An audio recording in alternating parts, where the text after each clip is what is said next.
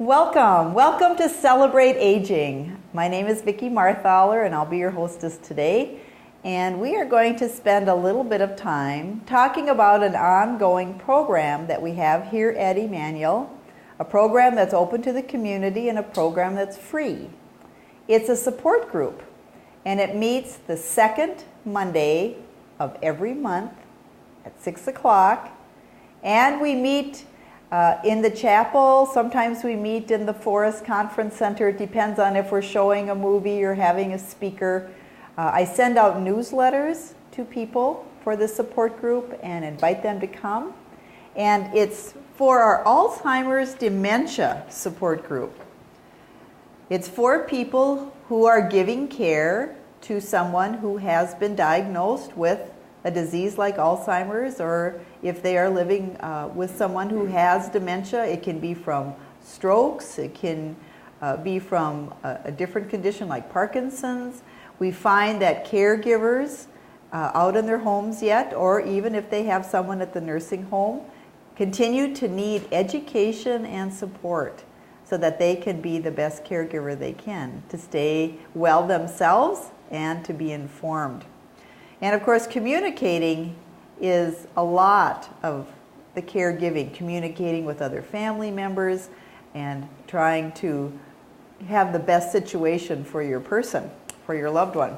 So the Alzheimer's Support Group here at Emmanuel meets the second Monday of every month at 6 p.m., sometimes in the chapel, sometimes in the Forest Conference Center, but we certainly want you to come and attend. If you have any questions or concerns, if you want to get more information about how to give care. And we had a most interesting meeting the other night as we gathered in, I guess it was April. No, it was May. I don't even know what month it is anymore.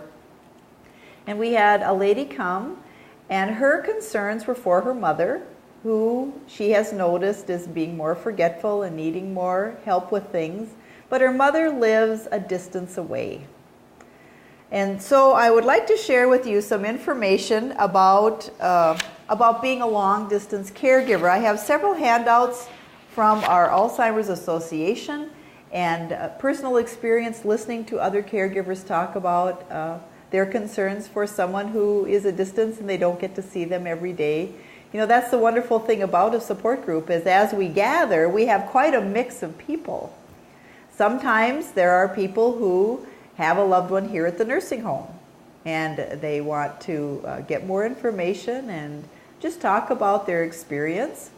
Sometimes we have people who have their loved one at home and they too want to talk about their experience, ask for ideas and suggestions from other people who have been in the same boat as they are. Sometimes we have people who family members who their loved one is in a different state. Their brothers and sisters are maybe giving care. They want to be supportive in the family way, so they come and get information just to be on the same page. And so we have many different kinds of people who come. Sometimes we have a meeting and 3 people are there. Sometimes we have a meeting and 12 people are there. It's a wonderful way to get that one-on-one and to talk about your questions, the experiences you're having, and how to deal with it well, and how to obviously continue to help your loved one through their time. So I'd like to look at this one sheet, and it begins with, "I am miles away, how can I help?" And it gives a little story about a girl named Bonnie who's trying to be helpful to her brothers and sisters as they care for her mom. And there are some good questions in here, and I'd like to just read them to you, and let's talk about how we can help. One of the things you should look for if you're a long-distance caregiver and you have an opportunity to visit, number 1, is your loved one becoming more forgetful and confused? Now, I have to say that people in the early stages of Alzheimer's are very good at covering up, and they're very believable. And so you have to be kind of a detective when you go to visit, especially if you haven't been for a while. You can be those new eyes and ears. Sometimes when people are close by, they miss some things just because it's every day. And so it's good to have a journal. Maybe your mom calls you often or your dad calls you, you get telephone calls or letters. Make note of these things and the timetable, because it is important, especially if you want to go see a doctor, to have these things say, this is kind of what's been happening over the last 3 months.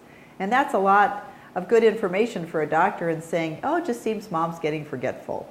Well, like over the last year or 3 years, or, since she wasn't hospitalized, so many things can come up. So it's important, I believe, to keep a journal, and I've heard from other people that that's helpful too. Do they forget recent events or conversations? I know I have an uncle who seems very with it. You can have good conversations. He can remember everything about when he was in the war. But his wife passed away 2 months ago.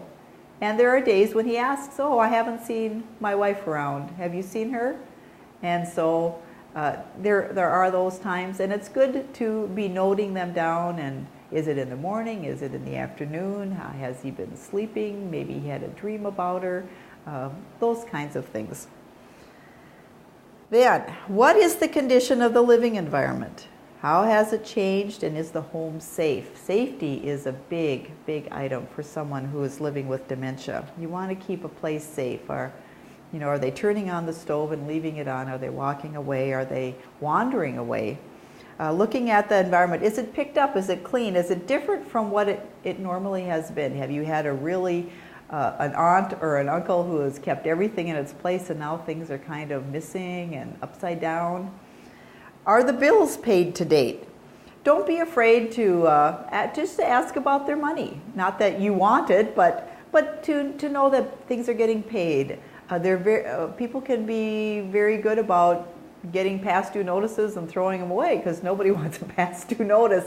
Maybe even take it upon yourself to check with the utility department and ask if things have been paid on time. Do friends and relatives visit regularly? Do they have social contacts? You certainly don't want someone to become isolated, and to make sure that people are getting some kind of contact and that people are checking in on them. If they're continuing to go to church or do their pinochle club or go out golfing like they used to do, those are the kinds of things you want to know of. Do they maintain personal care routines such as bathing and grooming? Well, sometimes it's pretty obvious if somebody hasn't had a bath in a while. Your nose will tell you that.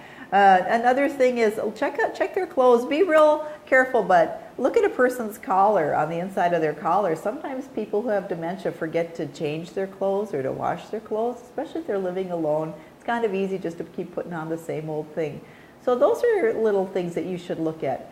Another thing about paying bills, I had a family tell me once that the handwriting of their person changed, that they were helping them pay bills, and it was looking in their check register and seeing how the handwriting was getting more awkward and unreadable and those kinds of things. So you have to be, like I say, a little bit of a detective. And another thing then, do they understand their medications and are they taking them appropriately? That is so important. And maybe the best thing you can do for yourself is, if your person's living at home, yet on their own, is to see what are the resources in the community. Like here at Emmanuel, we have homemaking services. We have services that can come into a home. And maybe safety issues and medication issues, if the person is becoming really confused or having often urinary tract infections, things like that, you might be looking at maybe it's time to move to a safer place, a place where they have more people that can help and watch out for. So many things we talk about in our Alzheimer's support group. I invite you to come and to learn more the second Monday of every month at 6 p.m. here at Emmanuel. If you come to the chapel, that'll be probably the safest place to come. Our Alzheimer's Dementia Support Group. Again, if your person's living here, great. If your person's living far away, we still have information and we can be of help to you. We want to be a resource. We want you to know that you can come with your questions, your concerns, and an open mind to get some more information. This is Vicki the Chaplain here at Emmanuel, wishing you the very best. As we celebrate aging, let's celebrate together.